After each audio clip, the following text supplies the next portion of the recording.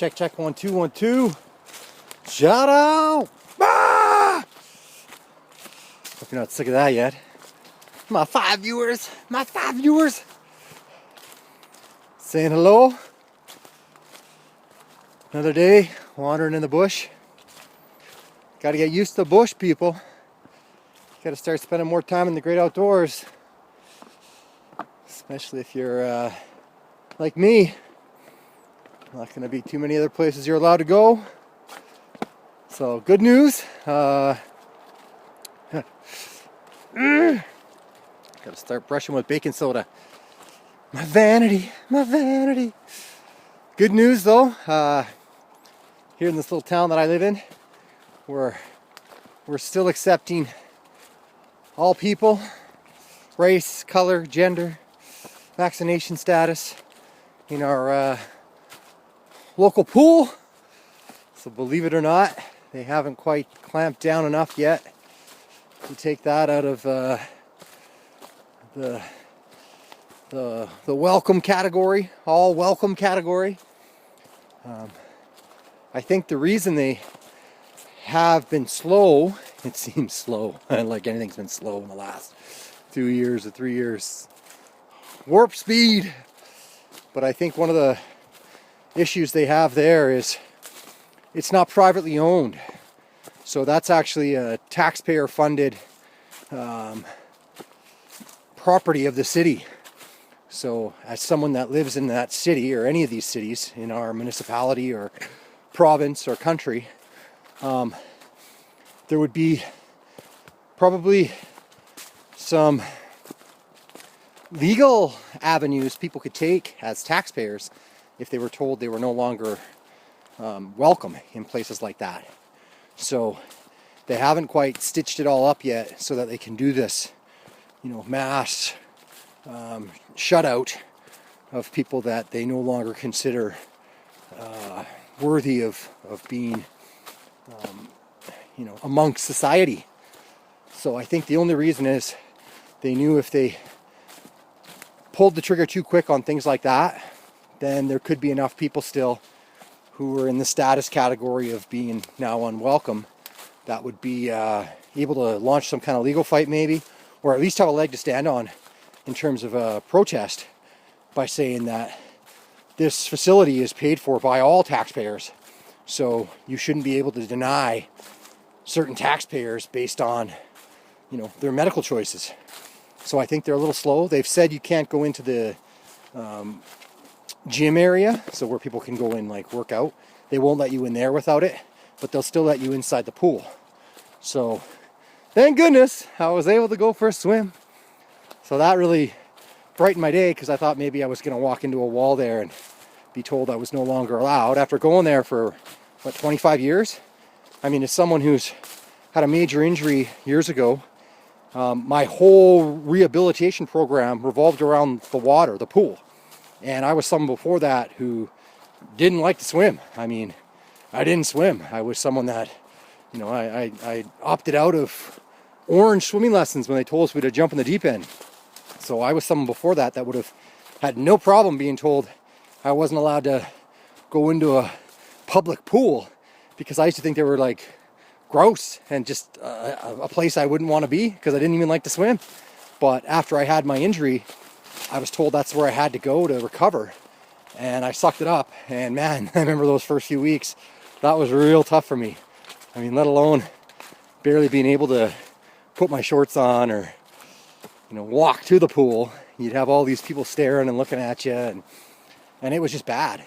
But I persevered, and I actually turned into someone who now loves to swim. So it took me a number of years, but they know in the city here that I've been born and raised, that is key to my rehabilitation, to my ability to function again physically in society. So to say that's no longer going to be available to people that might need it in a situation like mine, if they don't have this status they're now expecting everybody to have. Wow, if you were a younger person and say you were injured like I was, and they no longer allow you, that would be condemning someone to staying disabled, basically, I say. So what the heck, right? how could there ever be an argument that this is about health if things like that are taken away from people, which have actually made them healthy or helped them to like regain their health? So anyway, they haven't done it yet. I assume it's probably going to be in the near future. One of their longtime employees, she's let me know, like, she loves me, she knows me, she's known me forever. But I asked her and she's like, yeah, you're going to need it. And I was like, what the heck, right? And she's like, well, I had to get it to keep my job here, so it's only fair, right? And I'm like, yeah, well, what if there's people like me that want to make their own choice and decide not to? And she's like, well, that's not fair to people like me. I didn't have a choice. I'm like, well, you kind of did. She's like, no, I didn't. That's the only way I was able to keep my job. And I'm like, okay, well, I'm not going to argue with you about whether or not you still had a choice. But the way she sees it now, it's like, well, I had to, so you need to too. And so she's become this person now where I'm like, oh, what the heck? Like, you used to be such a nice friend. And I thought for sure she was going to like have some sympathy or like want to talk to me about it.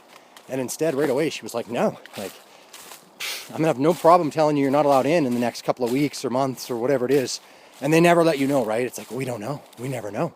So you can't ever get like a straight answer from anybody anymore as to like, when is this new change or deadline or whatever it is. They don't want to let you know.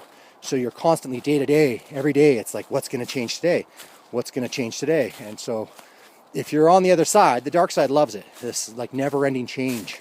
That's like their glee, is knowing that things can change at any minute and all the time. And they somehow thrive off that. And maybe there's something to be said, because one thing about God is God's unchanging. Like, God is always God. It doesn't matter what. And God doesn't change. And his love for us doesn't change. So, but I say that with an asterisk. If you turn your back on God, or if you reject God, or if you hate God, then yeah, there's going to be a consequence to that in terms of God wanting to still, protect you and love you and care for you and accept you, basically. So it's up to you. You have to make that choice.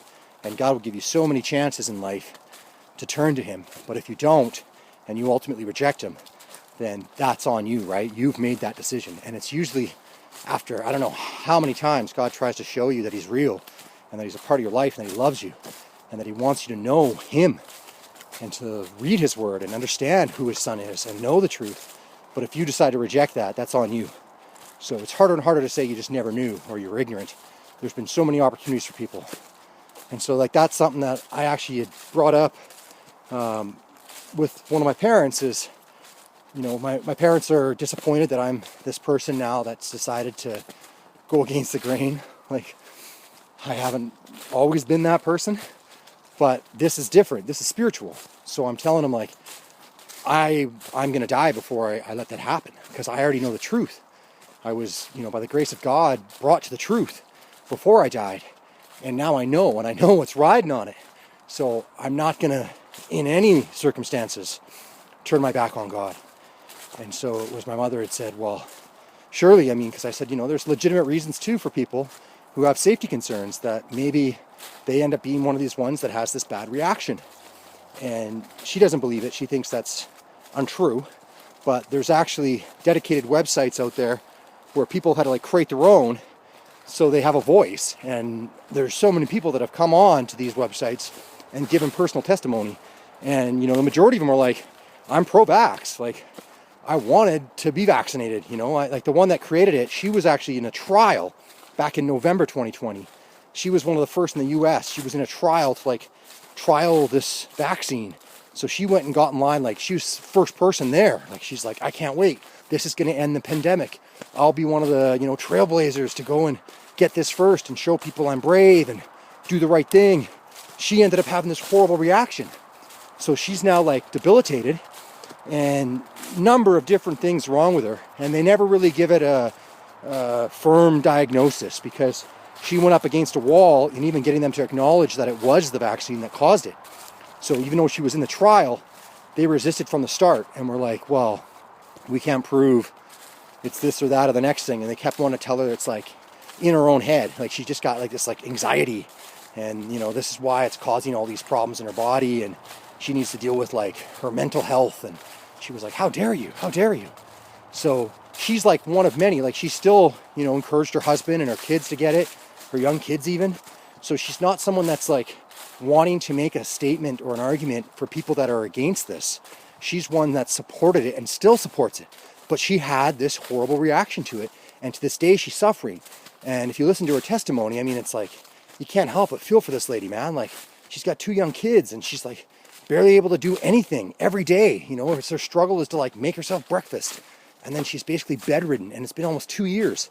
And she's still wishing she had her health back and her lifestyle. She lived in, I think it's Colorado actually. And so they like ski and mountain bike and all the activities. And she was this soccer mom and volunteered, and she was a preschool teacher, and beautiful lady. And now she's like holding back tears telling her testimony that says her life's basically been ruined, like completely changed. And she feels like such a burden for her husband. She can't work. She can't help raise the kids now. She can't do anything she enjoys.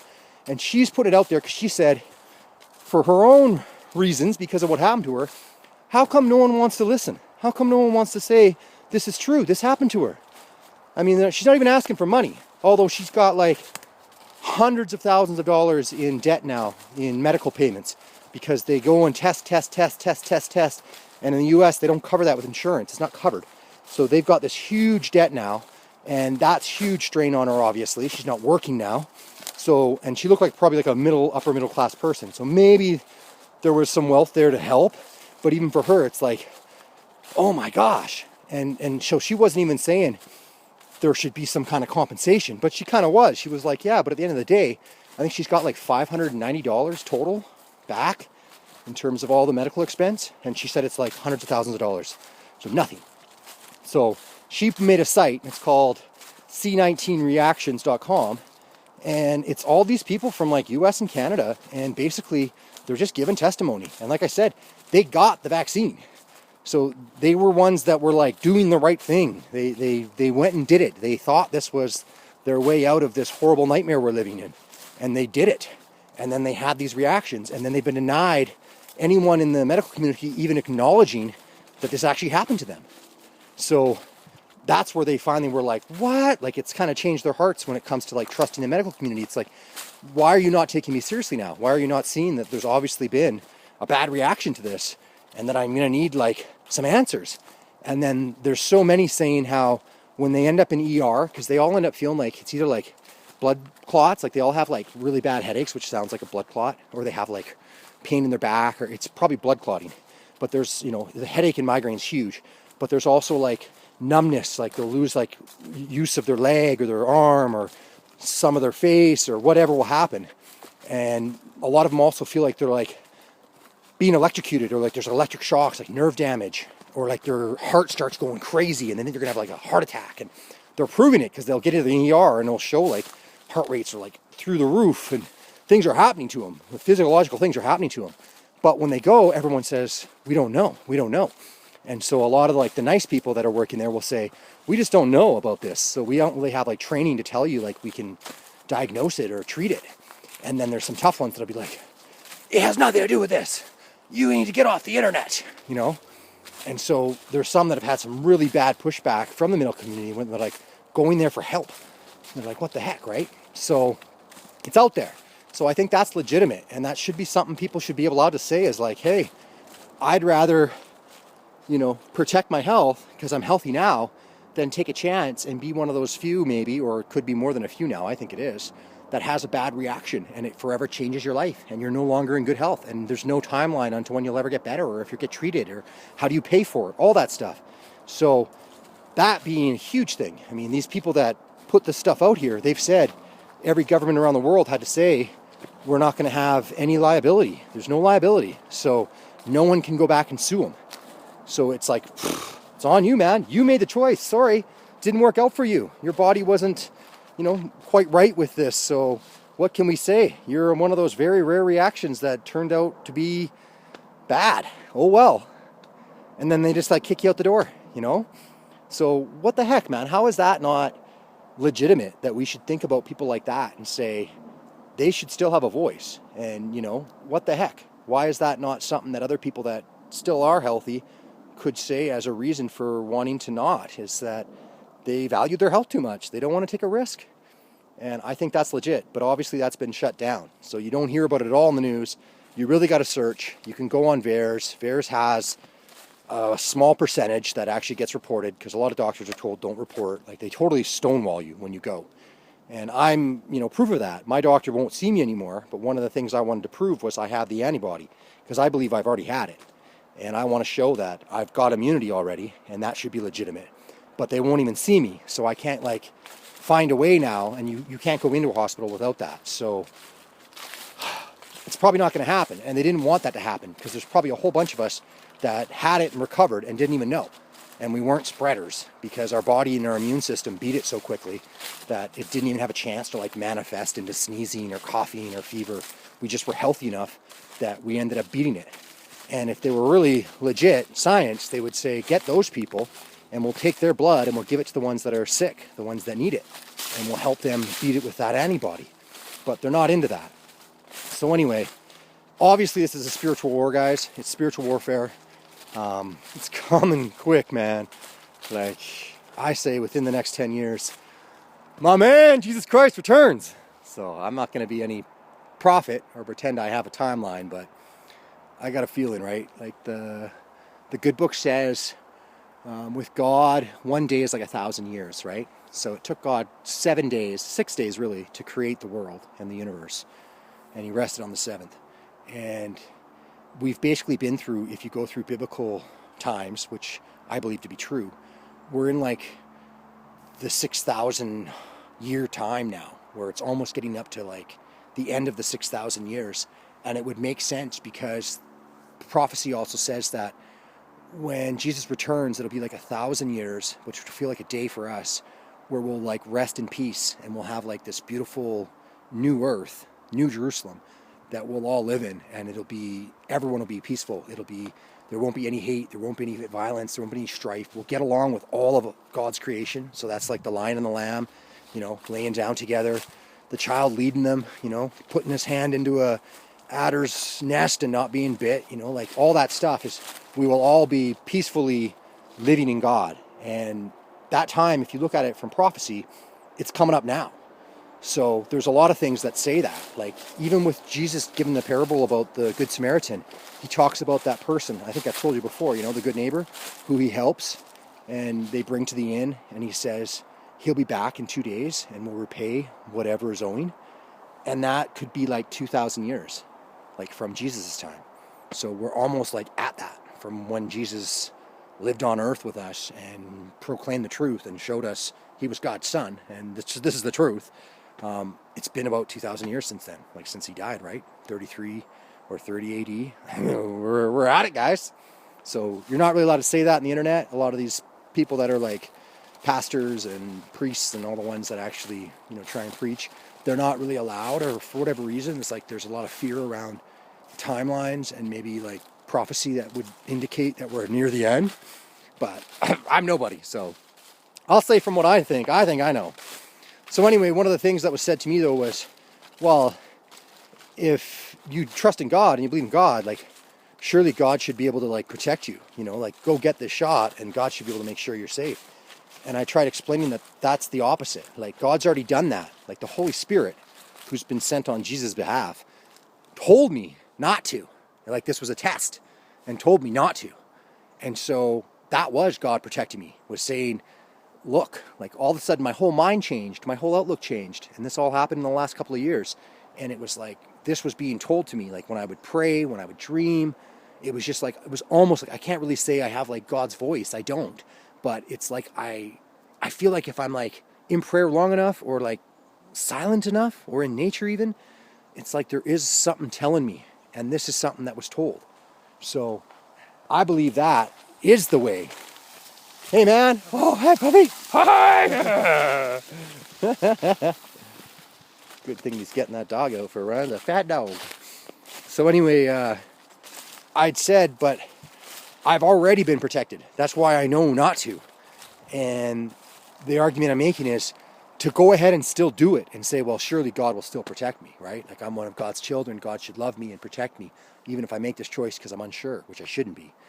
And that wouldn't be true. I would know already. So if I did it, this is like testing God, right? And I mean, Jesus has a perfect example when he face to face with the enemy, with Satan himself.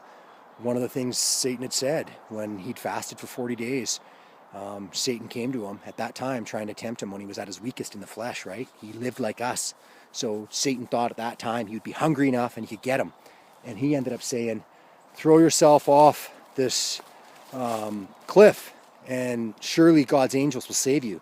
For it is written that, you know, in one of the Psalms with David, basically says like God's angels won't let you stumble or trip on a rock, or it says, I should remember it, but it's hard for me. But anyway, it's basically from Scripture, and the devil knows Scripture as good as anyone. The devil's trying to use that to tempt Jesus to say, just jump off this cliff and God will save you. That's testing God.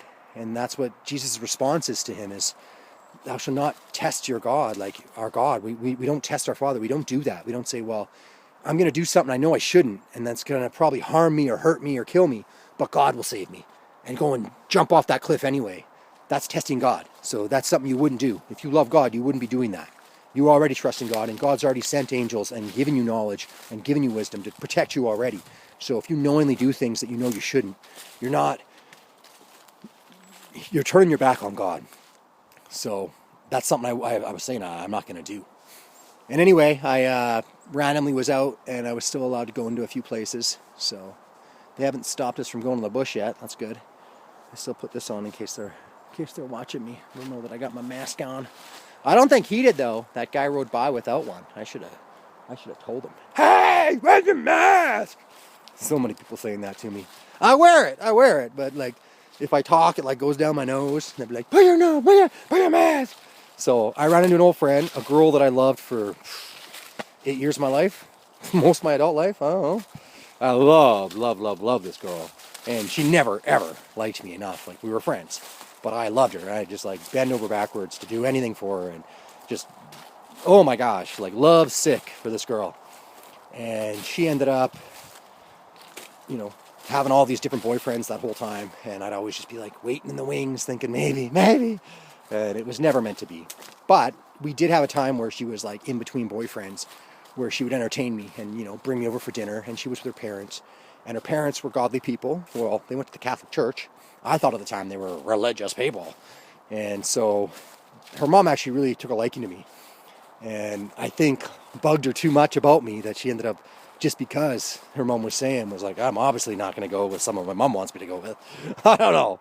But her mom loved me. And she ended up, bringing me to church. You know, they had a Bible in their house. They would say the Lord's Prayer. I remember we'd sit down for dinner and I'm the only one who doesn't know the Lord's Prayer. And they'd bring over these church people and they'd always be like, who's this guy? He's like some fraud who's just trying to like sleep with your daughter. He doesn't know anything about God or care about Jesus. And at the time it was kind of true. I was open to it, but I didn't know. And so they kind of just accepted that that wasn't my path, or I was going to be one of these, what do they call people? A secular person. And so they didn't really open my eyes to it, unfortunately. And really, they didn't share much. They did bring me to church. I gave them that. Although the Catholic Church kind of rejected me. But they also, hey, I give them some credit. They did. Her mom did preach Jesus and did tell her to pray and, you know, showed faith. And so I ended up seeing her. She's since, like, married a doctor and, I don't know, she's living the high life. So she's out doing her thing, and I end up running into her. I always seem to. And so I see her, and I'm like, oh, and all masked up, right? And I'm like, is that you? And it's her. Hey! So hug and happy. And then it was like, within a minute, she's like, so did you get your shots? Are you vaccinated? And I was like, oh my gosh. And I was like, wait a second. Before I answer that, you're a girl of faith. I'm like, what does God tell you? What do you know about Jesus, right? What do you know about? And she's like, I don't want to talk to you about this. And I'm like, no, Jesus is the great healer. I'm going to Jesus. If I end up getting sick or if I have anything happen to me, I'm turning to Jesus. Jesus is the one's going to heal me. Not this man, not these men. And she's like, God gave us science. That's why we have that. God gave us the vaccines. And I'm like, oh man. So you've totally discounted the enemy in all of this. When people make the argument that God gave us science, they forget who the enemy is, who's running this place. And they give no credit to that. So do you think God wanted us to like learn how to clone his creation? Do you think that? Get out. Do you think God wanted us to like build bombs that would blow up the world? Do you think that? Get out. These are things that the enemy's done, and they are used to deceive us. So God's people end up turning from God and stop putting their trust in God and trust in man. And it's even written, I mean, man's wisdom is foolishness to God. So there's so many times in the Bible where it says, don't trust in man. You got to worry about like man trying to deceive you. We all have evil hearts. And a lot of us, you know, we could be playing on the dark side, right? You don't know. They're the wolves in sheep's clothing, right? So those are the ones you really got to be guarded on. And if you don't have the Spirit, you could fall prey to them. And then you're deceived. And then you end up off the path. And then you end up potentially damning yourself, right? So this is like hundreds of years in the making. And finally, the technology and the science has gotten to the point where we can actually change God's creation with this stuff. And that's something I think that a lot of people aren't given any credit to.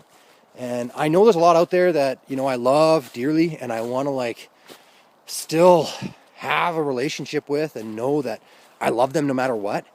But there's something to be said about making that choice and what that could potentially mean. And I think the best example that God gives us is the stubborn children of Israel when they were in the wilderness for 40 years before they got to this promised land. They ended up murmuring so much to Moses and God about not having the same food they had in Egypt, or not having the water, or, you know, all these things that made it so hard for them. And they wished they were slaves still because they at least got this food and they didn't, you know, they had water. And so they would murmur, complain. And God ended up at one point, because it was so much, sending fiery serpents to the children of Israel. And these snakes ended up biting people within this camp of Israel. There's, you know, hundreds of thousands of them, but biting people.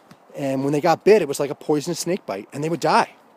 So when enough of them died, they came to Moses and were like, "We need to talk to God. Like, we're dying, these snakes." And so Moses turned to God, and God told him to set up a serpent on a cross, basically, a bronze staff, like a cross, and for the children of Israel that get bit to turn to that and pray to that and pray to God with this thing, and he'll heal them.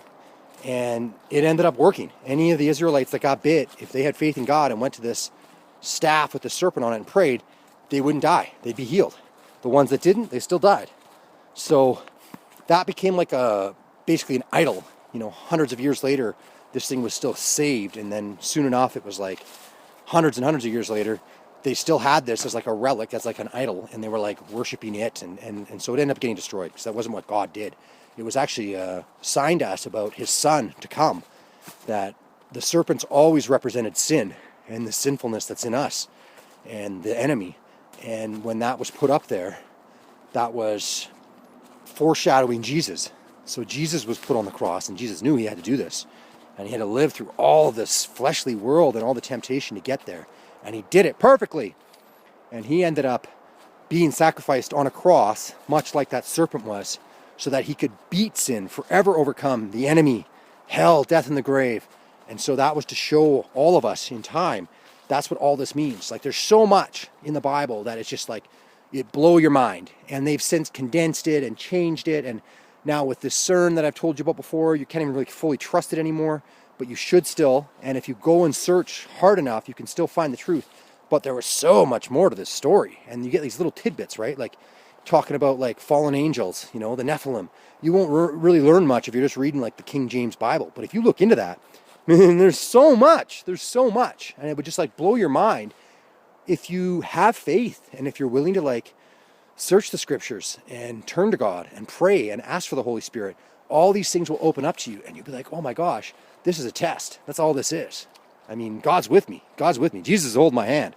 But at the same time, I have to like resist this world and the enemy to prove I'm worthy, you know, like to at least carry my little cross, which would be nothing like what Jesus went through, but at least to prove that I'm still worthy and that I know the truth.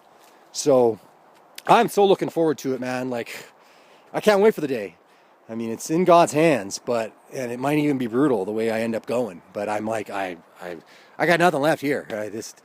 I'm just so disturbed by it. I'm like, and that's not to say that I don't find every day little moments. Like, if you stay in the moment, you can still find it. Like, the sun's shining right now, right? It's beautiful. I'm in a forest. It's gorgeous. So I can always find that, and I do. And I make a point of still like rejoicing because I know we already got the victory. We already won. Jesus already won. This is like the last couple of, thousands of years have been to like get those last few souls that we still need to save to make it so we all who were meant to be in that book of life get to heaven. And so I understand that there's still been a little bit of time. And in that 2,000 years, a lot of people could argue, well, where's God, right? Like God's somehow like tarrying or, not showing himself. He's done it. He's done it so much. He even sent his son. He sacrificed his own son. How much more does he have to do? I mean, the scriptures have been preserved for 2,000 years. All you got to do is read them. They're there. So, I mean, there's some that have been hidden for sure. And there is, like I said, a lot of, manipulation nowadays with this hocus pocus magic they're using to try and like distort it and change it. And oh man, the punishment's going to be times 10, those people doing that. But they're trying to open a portal. They want to like bring in the Antichrist and get the show on the road, right? So Satan's probably about to get kicked out of heaven for good, and it's going to be hell on earth, which it kind of already is for people like me. Like I said, I still appreciate this. And just the other day I was out walking and I was in the same area, and it was in the morning, and I ended up seeing this beautiful cow moose with a little calf, and I was kind of like just walking along. I was like, whoa, they were camoed, right? And obviously out of respect, I'm like, oh, hey, and turned around and went back the other way. Cause I'm like, she's going to protect her calf, obviously, right? But they were so beautiful and peaceful. And then as I went the other way, I got, a few kilometers away, there was another calf by itself hanging out and looking at me, chewing some leaves, looking at me. And I was just like, oh man, like moose, they're beautiful. They're beautiful. So I ended up seeing an old family friend and that same day, and he's got his purple mask on. Looks like a pair of panties. Everyone doesn't kind of look like they're wearing panties. A lot of people, like those little silk things or something. Like, are you wearing panties? Like, I think they used to sell those. They probably still do in Japan, right? For all these old perverts, they would buy panties in the vending machines and put them on their face or smell them or, I don't know, perverts. But now I see a lot of people where it looks like they're wearing that on their face. I can't help it. I'm like, oh my God, I'm wearing underwear. You don't say it, right? But the poor guy, he's got his glasses and he can't see. They're fogging up and he's trying to talk and he barely recognized me and barely couldn't see me even. But we ended up having a little chat, and that was one of the things I told him. And he's like, oh, you should have called the conservation officers. Because I saw a few moose, like, because for the moose, to come shoot the moose, like, that's what people think, right? That's how we are. It's like, oh, well, you should call the police, right? You see someone without a mask, you should call the police. Like, that's the kind of society we're in now, where it's like everyone's doing their part by not allowing people to live freely, right? Like, we've done it to animals for years. You see one, call the conservation officer to come shoot it, because it's not supposed to survive out there. It's not supposed to have a space on Earth anymore. We need to shoot it. It could be a danger. So we're doing that to each other now.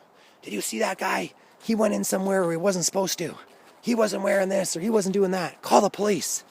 That's like, we reward that now. We're like, yeah, good job. You're doing the right thing, right? And it's like, just get so beat down.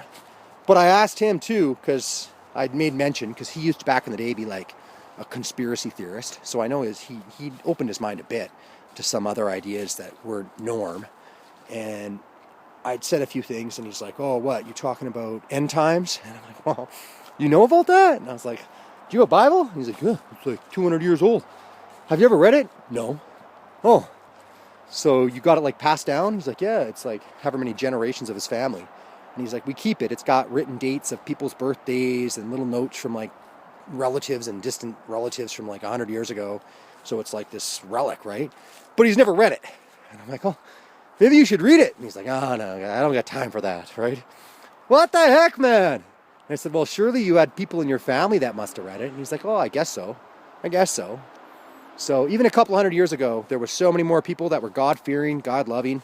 And that's why we weren't able to get to where we are now. It's gotten to the point where we're so corrupted that it has to happen. It has to happen. Like, there's so few left that actually care about the life after this, this next life, that actually believe that we all are like souls with a spirit, that we're created by God, and that, God's all of our Father. That's who we come from, right? And that Jesus is so real, and Jesus is alive, and Jesus is here, and that we need Jesus. And if people don't believe that stuff, they're just going to think this is it.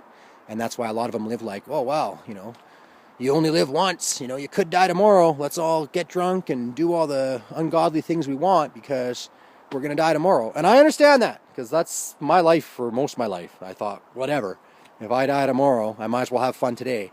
And look at the trouble it caused me, and look what it did to me, how it degraded me, and how I became like this person I was so ashamed of. And to this day I have to carry that, right? Because that doesn't go away. So there's still a lot of people out there that could say, oh, I know him.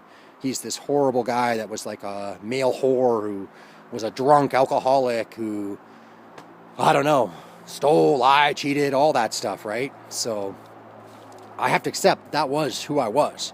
And before I came to Jesus, before Jesus came to me, I mean, that was the truth about me. And I would have said, well, that's just how I've lived, right? And I know a lot of people who were on that same path as me. And they say, whatever, man, I don't care. If I die tomorrow, screw it. I'm going to go do this and do that. But I did still have a moral compass. I knew when wrong was wrong. But I would still step over that line all the time, right? And thank goodness, God's forgiving. But that time closes. There will be this like probation where there won't be any time left for us to turn to Jesus. So I fear we're getting there. And soon people won't have that chance.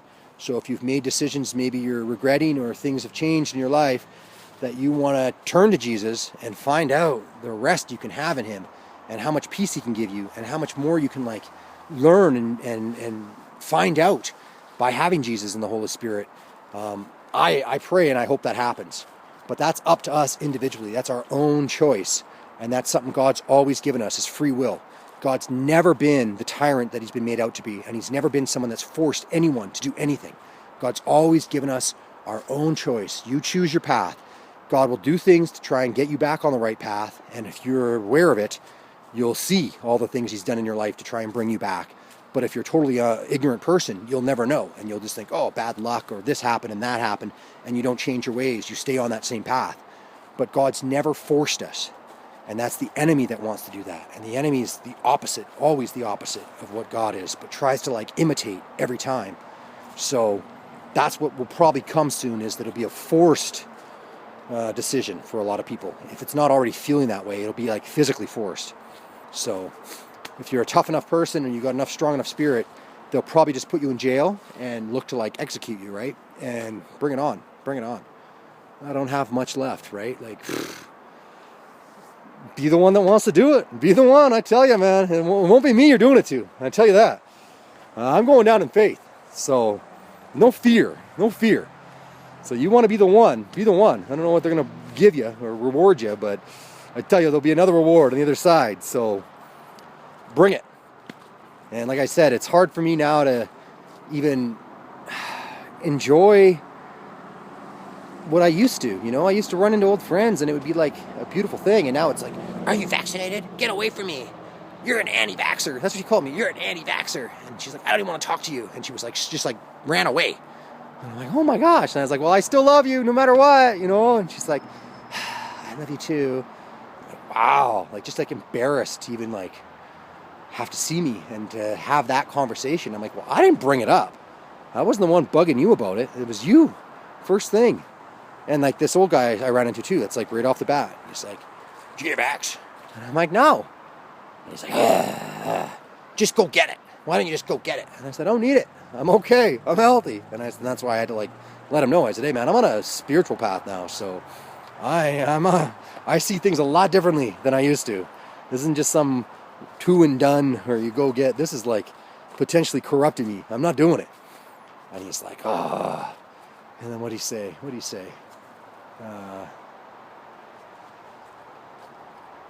was something. But basically, he was just like, took two more steps away, right? Like, so you can't even really have those interactions that used to be uplifting, or, be able to like talk with people, when this is like so front and center all the time now. Everywhere you go. The big sign on your face, someone yelling at you, it doesn't need to be. Everyone's like policing you, and just everything. So like one of the few places you can go is you can still, if you're lucky enough and fortunate enough and you have it around you, get out in nature. Get out. I know the highways are zipping by me there, but get out in nature. And maybe you get to see some of God's creation. Maybe you get a little chance to have like a little like peace and quiet, some silence, and turn this thing off. And I'll tell anyone that's feeling like maybe they're having some weird reaction or feelings about their body since they've gone ahead and got their shots, it interacts with our Wi-Fi guys. So this is all about, Huawei, right? This is another way they mock God. So God's name from Holy Scripture is Yahweh, Yahweh, Yahweh, and Yeshua, Jesus. But now one of the biggest like 5G companies out there is Huawei. Huawei sounds like Yahweh. So they do it in your face. And if you have any spiritual discernment, you see it everywhere. It's like they're totally mocking you all the time. So that's what they're doing to God, is in your face. And these ones know. They're already forever knowing their outcome. So they're trying to get as many as they can to come with them.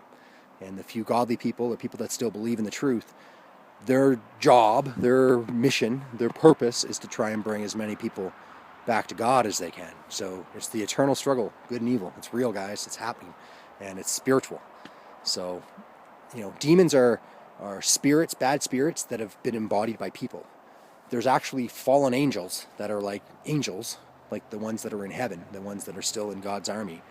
But they were the ones that went with Lucifer and became the fallen angels, and they exist. So these beings exist. And if you're totally ignorant, you don't have any spiritual discernment, you'll never know.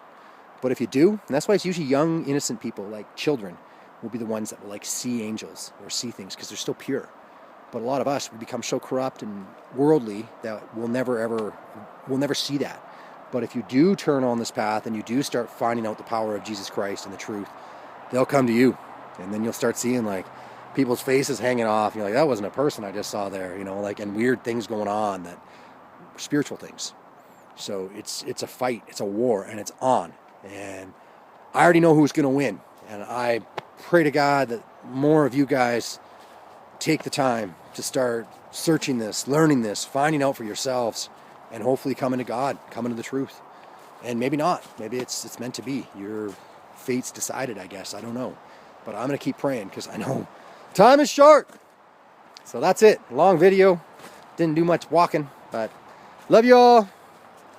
Take care. God bless. Mwah.